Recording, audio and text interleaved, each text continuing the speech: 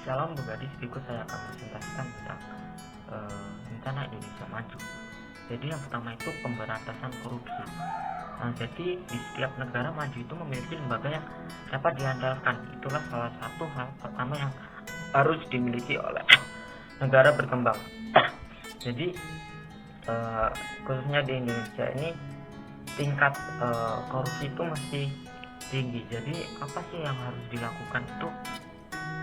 Jadi hukum-hukum di Indonesia itu harus lebih ditegaskan lagi, atau lebih ditegaskan lagi, diberikan denda yang cukup besar, atau bahkan hukuman penjara seumur hidup, atau bisa hukuman mati, supaya oknum-oknum yang tidak bertanggung jawab ini bisa jerah terhadap hukum-hukum yang ada yang telah dilakukan oleh pemerintah.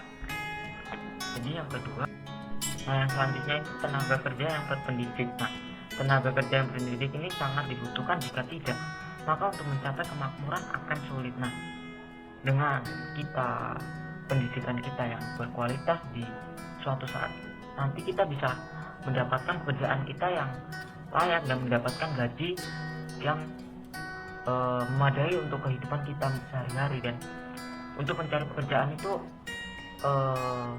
untuk bisa memudahkan mencari pekerjaan yang baik. Dan selanjutnya itu infrastruktur yang memadai. Jadi di Indonesia ini masih kurangnya infrastruktur yang baik seperti yang ada di bagian pelosok-pelosok desa. Dengan adanya berbagai infrastruktur yang memadai dapat menunjang kehidupan masyarakat dan bernegara dengan baik. Nah, infrastruktur negara meliputi jalan, jembatan, bangunan, rumah sakit, dan sumber daya listrik.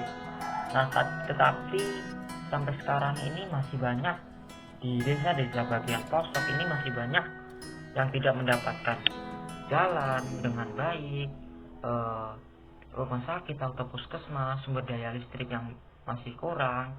Nah, dengan cara infrastruktur yang memadai ini bisa menunjang kehidupan bermasyarakat dengan baik. Oke, yang selanjutnya itu memperluas lapangan pekerjaan. Nah, jadi yang pertama itu melakukan upaya memperluas lapangan pekerjaan dengan menumbuhkan perekonomian masyarakat dan melepaskan rantai pengangguran serta kemiskinan. Yang kedua itu pemerintah perlu memberikan perhatian untuk daerah-daerah terpencil atau daerah perbatasan agar pembangunan dan kesempatan kerja dapat tersebar dengan rata. Yang selanjutnya, menstabilitaskan keadaan politik. Nah, jadi kestabilan politik suatu negara ini dapat dianggap sebagai salah satu faktor sebuah upaya Indonesia menjadi negara maju. Karena dengan stabilnya politik suatu negara, maka dianggap negara tersebut mampu mengatur berjalannya sistem kehidupan bernegara dengan baik. Tidak adanya pertentangan-pertentangan yang mengancam ketenangan masyarakat tentu merupakan suatu hal yang sudah seharusnya diwujudkan.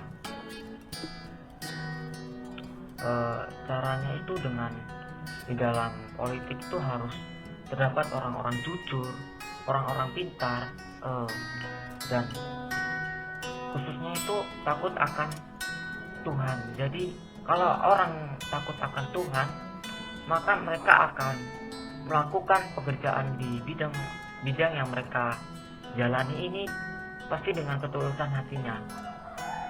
Oke, yang selanjutnya itu kemajuan iptek. Nah, dengan kemajuan suatu negara dipengaruhi oleh ilmu, pengetahuan, dan teknologi. Nah, dengan melakukan penguasaan pada ilmu, pengetahuan, dan teknologi atau iptek, efisien dalam mengelola SDA yang akan meningkat nilai tambah. Jadi dengan kita bisa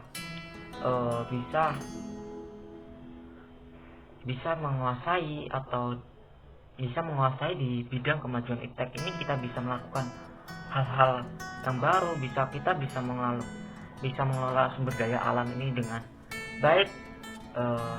baik dan bisa menguntungkan untuk negara kita yang masih berkembang ini, supaya negara kita ini bisa meningkat kemajuannya lebih tinggi lagi. Oke, yang selanjutnya, meningkatkan sarana dan prasarana transportasi.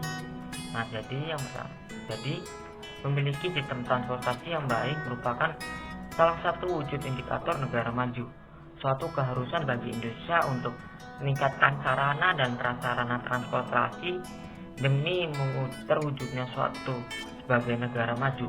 Nah, jadi contohnya itu seperti kereta bawah tanah untuk menggantikan kendaraan pribadi agar tingkat kemacetan itu berkurang. Nah, khususnya di ibu kota ya, masih banyak sekali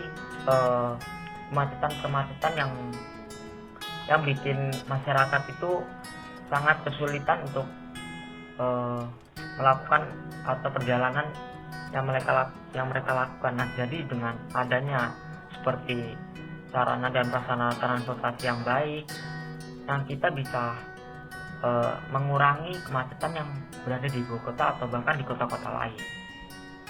Nah, selanjutnya itu melakukan penerimaan pegawai secara jujur dan terbuka. Oke, salah satunya yakni dengan melakukan penerimaan aparatur negara secara jujur dan terbuka. Nah, hal tersebut merupakan bentuk usaha pemerintah untuk menekan tindakan suap menyuap. Nah, masyarakat pun perlu mendukung adanya pencegahan dari pemerintah tersebut. Nah, yang selanjutnya itu meningkatkan kualitas ekonomi. Nah, meningkatkan kualitas ekonomi ini tentu dapat mempengaruhi kemajuan suatu negara. Nah, caranya yakni melakukan pemanfaatan dan eksplorasi terhadap sumber daya alam dan sumber daya manusia yang baik. Nah, membentuk banyak wadah untuk melakukan aktivitas ekonomi seperti pasar, bazar, dan event-event ekonomi kreatif lainnya.